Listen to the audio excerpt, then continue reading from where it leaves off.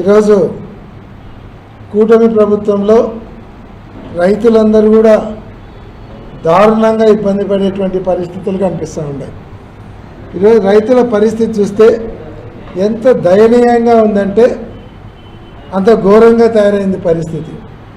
ఈరోజు ఇదే పేపల్లి మండలంలో వచ్చేసి ఒక రైతు తన పండించినటువంటి టమోటానంతా కూడా తీసుకొని వచ్చి కేజీ రూపాయి కూడా కొనేటోళ్ళు లేక మొత్తం కింద పడేసి దానిలన్నింటినీ కూడా తొక్కిచ్చేసి వెళ్ళిపోయినటువంటి పరిస్థితి.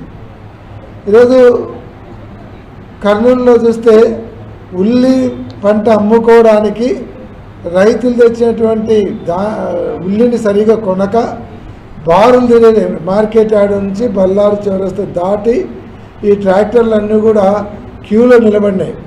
అంటే మళ్ళీ వర్షం వచ్చేసరికి ఆ క్యూలో వర్షంలో ఉల్లిపాయలన్నీ తడిసి అదంతా కూడా మళ్ళీ పనికి రావద్దు, మీరు మేము కొనమనేటువంటి పరిస్థితి ఈరోజు కనిపిస్తూ ఉంది.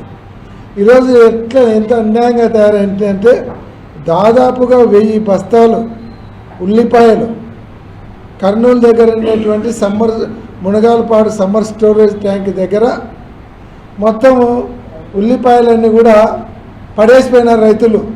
ఇంటికి తీసుకుపోవడానికి ట్రాన్స్పోర్టేషన్ కూడా వేస్ట్ అవుతుందని పడేసిపోతే చుట్టుపక్కల ఉండే వాళ్ళందరూ దానిలోనే ఎత్తుకుపోతున్నారు ఫ్రీగా, ఎవరి కొద్ది వాళ్ళు.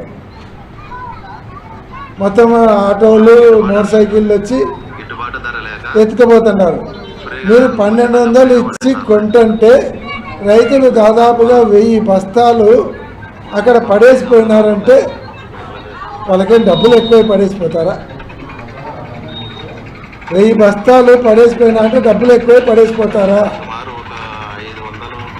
మీరు కొంటున్నామని అక్కడ సినిమాలో షూటింగ్ ఉన్నట్టు యాక్షన్ టేక్ కట్ అంతే కొంటున్నట్టు అలా పబ్లిసిటీ ఇస్తారు. కొన్ని కొంటారు, కొన్ని కొన్నట్టు వ్యాపారస్తులతో కొన్ని కొనిస్తారు, మిగతా ఆపేస్తున్నారు. రైతులు అట్లా వెనక్కి తీసుకుపోలేకున్నారు, దానిని అమ్ముకోలేకున్నారు. అందుకని తీసుకుపోయి సమ్మర్ స్టోరేజ్ ట్యాంక్ దగ్గర పడేస్తే ఎవరి కొద్ది వాళ్ళు వచ్చి ఫ్రీగా ఎత్తుకుపోతున్నారు.